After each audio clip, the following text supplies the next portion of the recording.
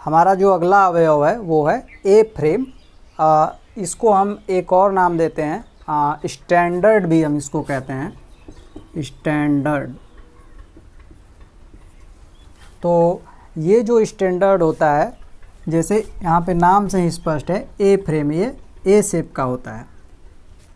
तो जो हमारी थियोडोलाइट उपकरण की जो ऊपरी प्लेट होती है उसके ऊपर यह ए फ्रेम जुड़ा होता है। ये जो हमारा क्षैतिज अक्ष होता है उसके लिए ये आलंब का कार्य करता है, और इसी ए फ्रेम के ऊपर जो हमारी ये कुछ यह दो होता है, और इसी जो दोनों ए स्टैंडर्ड हैं इन्हीं के जो ऊपरी सिरे से जुड़ी रहती है ये अक्ष, इसको हम क्षैतिज अक्ष कहते हैं। इसी क्षैतिज अक्ष से हमारा जो दूरबीन होता है वो जुड़ा होता है। तो इसके लिए हम जो पॉइंट लिख सकते हैं कि जो हमारा ए फ्रेम होता है वो ऊपरी प्लेट के ऊपर ए आकृति के दो आलंब होते हैं। तो लिखेंगे यहाँ पे कि यह थियोडोलाइट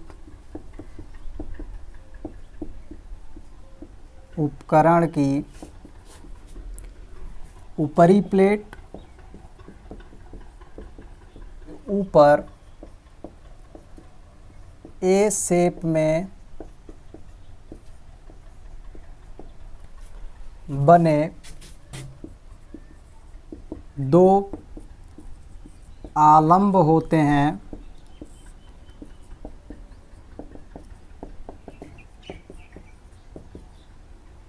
जिनके ऊपरी सिरे पर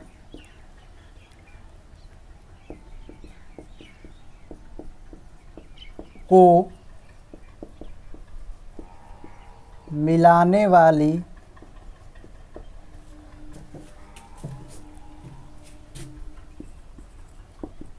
क्षैतिज रेखा से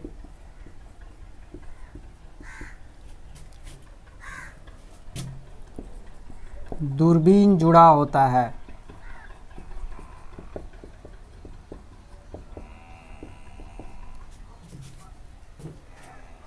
जो ये ए फ्रेम है, इसी ए फ्रेम से हमारा जो थियोडोलाइट उपकरण का टी फ्रेम होता है वो टी फ्रेम भी जुड़ा होता है, और इसी टी फ्रेम के पास ही जो हमारी ऊर्ध्वाधर चक्री की जो क्लैंप भुजा है वो भी जुड़ी होती है। तो हमने जैसे टी फ्रेम का बताया था कि टी फ्रेम जो होगा वो टी शेप का कुछ इस तरीके से रहता है। तो इसका फिगर जब हम अटैच करेंगे वहाँ पे आप इसको देख सकते हैं। तो यहाँ पे हम एक पॉइंट ये लिखेंगे कि जो ए फ्रेम होता है इससे हमारा थियोडोलाइट उपकरण का टी फ्रेम और जो ऊर्ध्वाधर चक्री है उसकी क्लैंप भुजा दोनों जुड़ी होती है। तो इससे उपकरण का टी फ्रेम तथा ऊर्ध्वाधर चक्री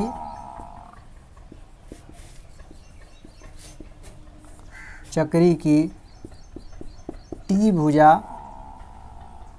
ऊर्ध्वाधर चक्री की क्लैंप भुजा जुड़ी रहती है।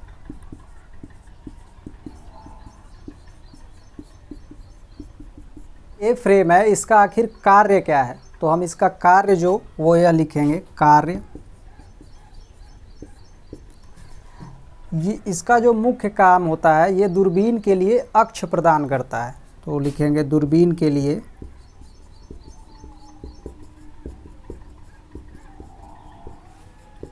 अक्ष प्रदान करना।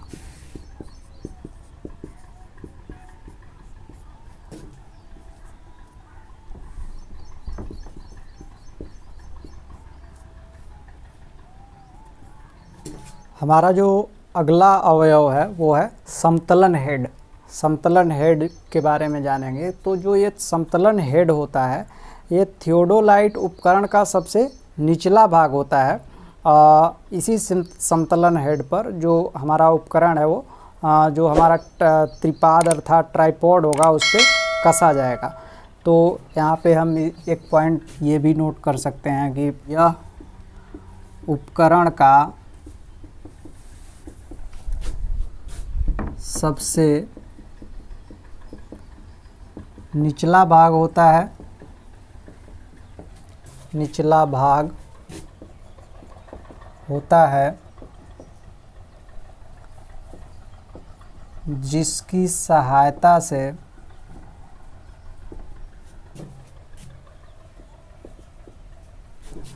उपकरण को, जिसकी सहायता से उपकरण को त्रिपाद पर कसा जाता है। ये जो समतलन हेड है, इस समतलन हेड में मुख्य रूप से एक दूसरे के समांतर दो त्रिकोणीय प्लेटें लगी होती हैं। तो वो त्रिकोणीय प्लेटें कुछ इस आकार की होती हैं।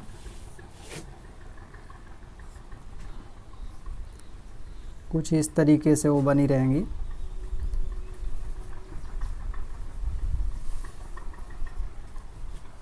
ये प्लेटें एक दूसरे के ऊपर लगी होती हैं। यहाँ पे बीच में एक ऐसे गड्ढा सा बना रहेगा। इन दो समानांतर प्लेटों में जो ऊपरी प्लेट होती है उसको हम कहते हैं ट्राई ब्रेच, और जो निचली प्लेट होती है उसको हम ट्राई वेट कहते हैं। तो यहाँ पे हम इसको लिख सकते हैं एक पॉइंट के रूप में कि समतलन हेड में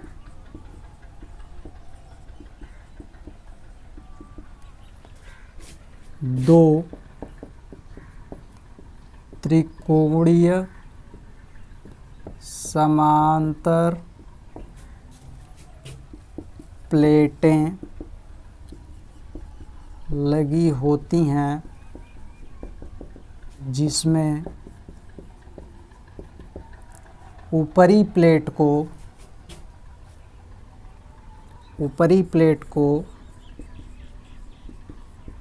ट्राई ब्रेच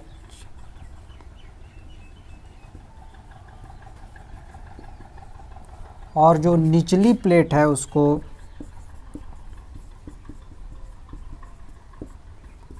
ट्राई वेट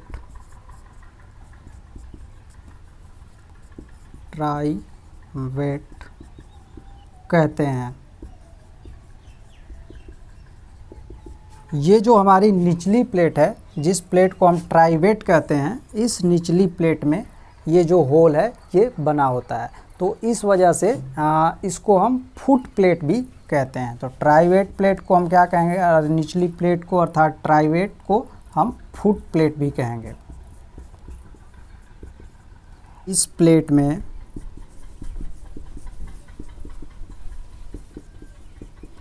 छिद्र बना होता है,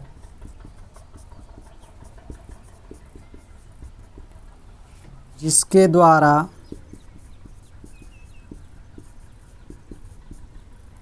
साहुल लटकाया जाता है।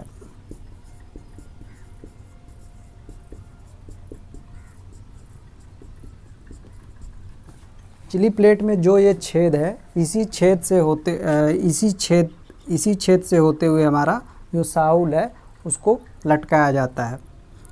इसको लटकाने के लिए कुछ इस शेप का हमको एक आधार दिया रहेगा, जिसमें हम साहुल को लटकाते हैं। जो हमारा अगला अवयव है वो है लेबलिंग स्क्रू अर्थात समतलन पेंच। तो ये जो लेबलिंग स्क्रू है इसको हम फुट स्क्रू के नाम से भी जानते हैं। ये थियोडोलाइट उपकरण में 3 होते हैं, और इन 3 लेबलिंग स्क्रूओं की सहायता से हम जो हमारा थियोडोलाइट उपकरण है उसका समतलन करने का कार्य करते हैं, लेबलिंग करने का कार्य करते हैं। तो इसका जो कार्य है उपकरण का समतलन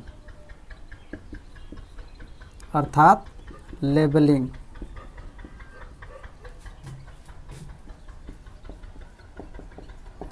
जो पुराने वाले जो थियोडोलाइट आते थे उसमें 3 के बजाय 4 पेंच रहते थे, लेकिन जो ये 3 पेंच हैं इसकी सहायता से समतलन का कार्य काफ़ी तेज़ी से हो जाता है। इसीलिए जो अब आधुनिक आ रहे हैं थियोडोलाइट उसमें ये 3 ही पेंच बने होते हैं। हमारा नेक्स्ट अवयव है वो है clamp and slow motion screw. Clamp and slow motion screw. तो ये जो clamp and slow motion screw हैं, इसका जो प्रयोग है वो जितने भी मूवेबल पार्ट हैं, जितने भी चल अंग हैं, उनको नियंत्रित करने के लिए इनका प्रयोग किया जाता है। तो हम यहाँ पे लिख सकते हैं कि इनका प्रयोग उपकरण के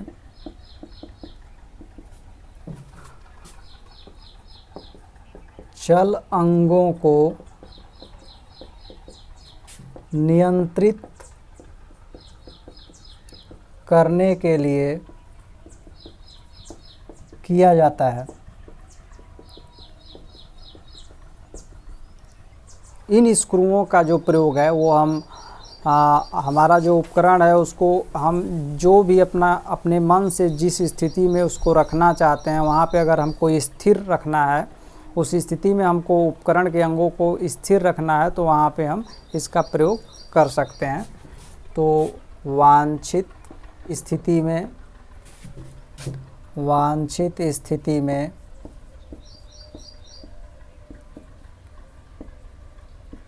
स्थिर रखने हेतु इसका प्रयोग किया जाता है। और जो clamp and slow motion screw है, इसको हम एक और नाम से जानते हैं, इसको हम टेंजेंट स्क्रू के नाम से भी जानते हैं। तो टेंजेंट स्क्रू एक इसका ये दूसरा नाम हो गया। हमारा जो अगला अवयव है वो है त्रिपाद अर्थात ट्राइपॉड। तो ये जो त्रिपाद होता है ये लकड़ी का या एल्युमिनियम का 3 पैरों वाला एक स्ट्रक्चर है जो कुछ इस तरीके से बना होता है।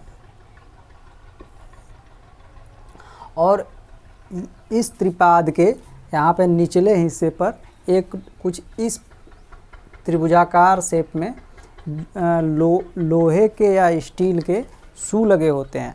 और ये जो शू होते हैं वो त्रिपाद को भूमि में स्थिर रखते हैं, जिसके कारण जो हम अपना लेबलिंग का कार्य करते हैं या कोण मापन का कार्य करते हैं, उस समय जो हमारा उपकरण रहता है जो इसके ऊपरी भाग में स्थापित किया जाता है वो स्थिर रहता है। तेज़ हवा बहने पर भी उसका जो स्थिति है समान बनी रहती है। तो इस त्रिपाद के ऊपरी भाग में उपकरण को कसने के लिए यहाँ पर बाह्य भाग में चूड़ियाँ कटी हुई होती हैं, जिसमें जो हमारा उपकरण होता है उसको कस दिया जाता है। थियोडोलाइट उपकरण जो है उसका जो समतलन हेड होता है वो समतलन हेड इसी बाह्य चूड़ी कटी हुई भाग में कस दिया जाता है। तो यहाँ पे हम एक पॉइंट इसको लिख सकते हैं कि त्रिपाद के ऊपरी भाग में बाह्य चूड़ियाँ कटी होती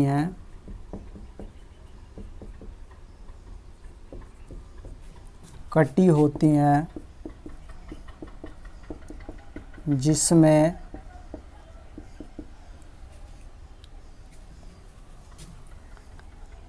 थियोडोलाइट का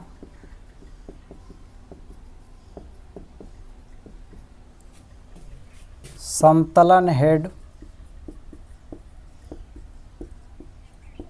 कसा जाता है। जो हम दूसरा पॉइंट नोट करेंगे वो करेंगे कि यह संरचना लकड़ी अथवा एल्यूमिनियम की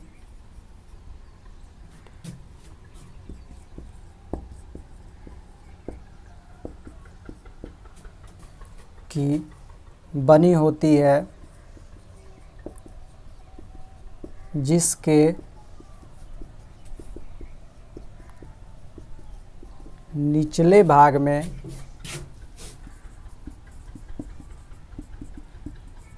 लोहे या स्टील की शू लगी होती है।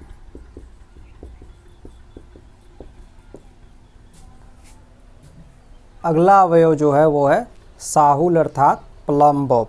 तो ये जो प्लम बॉब है इसका प्रयोग हम थियोडोलाइट की जब सेंटरिंग करते हैं उस समय इसका प्रयोग किया जाता है। तो यहाँ पे हम लिख सकते हैं कि इसका प्रयोग उपकरण के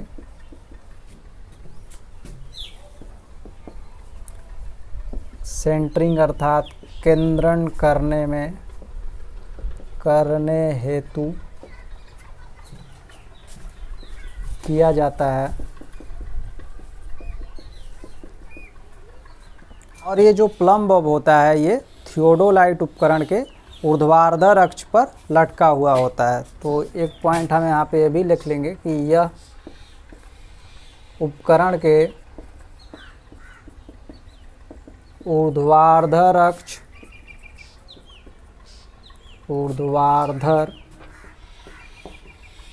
से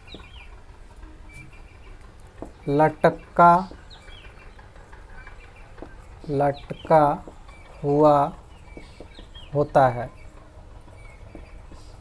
हमारा अगला अवयव है वो है कंपास अर्थात दिक्सूचक। तो जो थियोडोलाइट उपकरण में चुंबकीय यमोत्तर को ज्ञात करने के लिए हम कंपास का प्रयोग करते हैं। तो इसको हम नोट करेंगे कि इसका प्रयोग चुंबकीय यमोत्तर को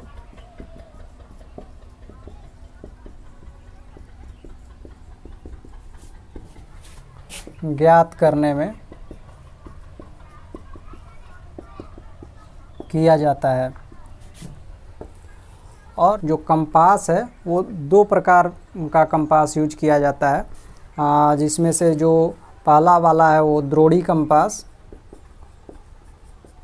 अर्थात ट्रफ कंपास, या जो दूसरा है वो नलिकाकार कंपास का प्रयोग हम करते हैं, जिसको हम ट्यूबुलर कंपास भी कहते हैं।